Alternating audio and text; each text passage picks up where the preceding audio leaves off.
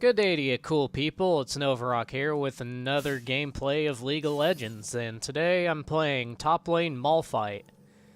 And, yeah, top lane Malphite, that's one thing I never really expected myself to say, but this is actually a ranked game, and the more you play ranked, especially if you're playing in bronze like I've been in, and kind of lose faith in humanity sometimes, and I had a kind of a rough streak, so I was like, you know what, let's do something kind of out of my comfort zone, out of the ordinary, and top lane Malphite is kind of where I decided to draw the line and give it a shot.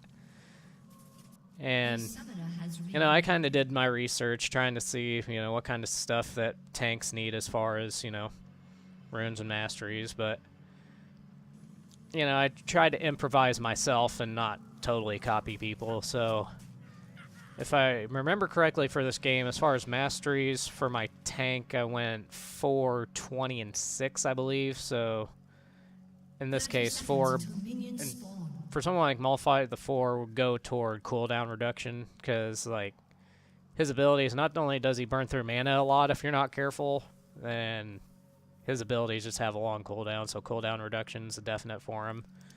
And like most top laners, they tend to be slower, so movement speed is pretty high up there. So I have move speed as part of my 6 in utility, as well as I know some people probably recommend against this, but I went ahead and kind of mix and match on my quints. So one of those quints is move speed, and I believe for this game I had an armor and an attack speed quint as well, because yeah, just look at him. He's kind of on the slower side, both with moving and more also with attacking. It's like, eh. And just look at that swag. I love the way Malphite walks. He just kind of has this swag about it. It's like, heh heh, I'm a badass. I'm made of rocks. Worka. And that's another thing I like about him. It's like, anytime he hits something, it just has a certain thud about it that always makes me happy. And it cracks me up. And like I said, I hadn't played Malphite much before, so I was still trying to get used to the speed of his actual basic attack and whatnot.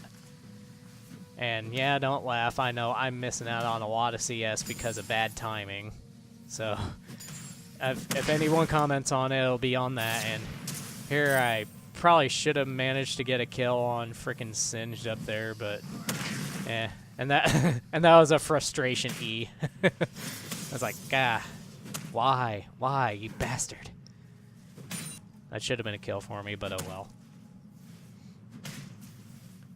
Anywho, yeah, Malphite, pretty steady champ, and as far as top laners go, I mean, he's a pretty safe bet. I'm especially considering, like, you know, most people would want to go someone like Nasus or maybe Trendamere, but Nasus for sure gets banned a lot in ranked play, so I don't really focus on him as much. I have him as kind of a backdoor just in case, but I've actually gotten used to Malphite, so I have no problem playing him, especially if I'm up against a Jax or something.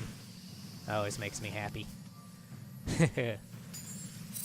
But anywho, as far as team comps here, you see me up here as Malphite. I'm going up against a Singed, and that alone was kind of a shocker whenever I was in the champion select lobby. Is like, really, Singed? I wonder how that's gonna go, because I have very, very little experience playing against Singed, so not exactly sure what to expect, but from what little I've seen of him, it's like, okay, this is someone that's built to be tanky, because unlike most champs, he is made to go behind enemy lines and built to sustain to do so, because that's where he does his damage. He leaves that frickin' trail, and it's annoying as hell.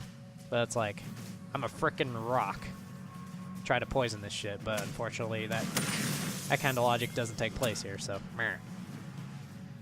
But as you see, so far as far as health goes, I mean, I got a pretty good advantage on him, and roughly even, he does a little bit better for me than me as far as mana goes, and then, yeah, that little combo kind of got the better of me, and so at this point, I kind of got to play a little cautious and whatnot, because, you know, he doesn't have much mana, but I don't know how Singed works, so I kind of have to take a guessing game and try to figure out where his mana boundaries are, because see how little he has, but he's still doing that kind of damage.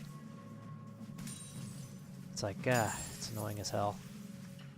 Kind of makes farming a bit of a nightmare, but you see, I'm keeping up with him. It's 12 to 11, but like I said, if I knew more about his attack speed and whatnot, I can see right there, I should have had that one, but like possibly if I went ahead and eat, I probably would have snuck one in.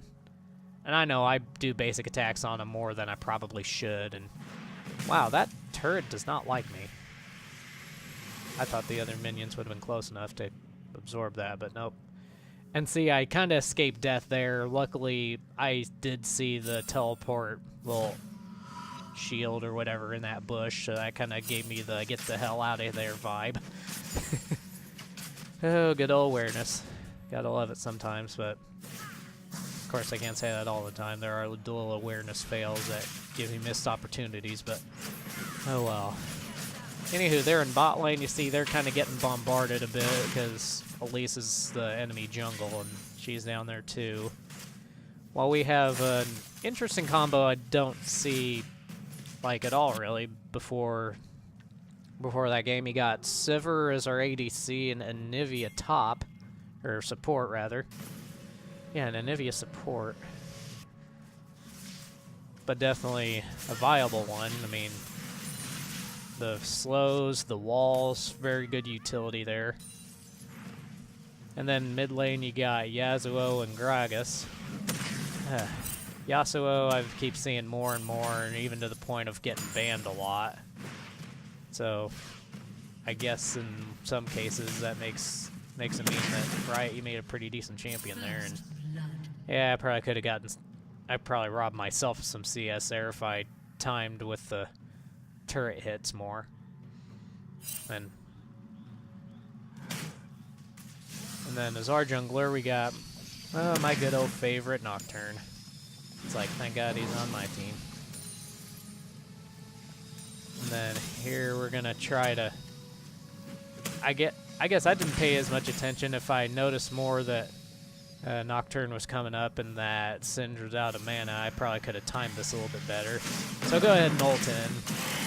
Try to do a attack combo, but unfortunately he's just got little too much as far as move speed, so he's able to escape us. And that damn poison did a lot to me and left me short as far as both health and mana, so it's like, damn it. Failed gank, but unless the main thing is to, you know, just drive away and push back on the lane, then we were successful. I was just glad that Nocturne was there to help when he was. Well, like I said, I think we should have gotten a kill out of that, but oh well. Like I said, sometimes map awareness, sometimes, could be better.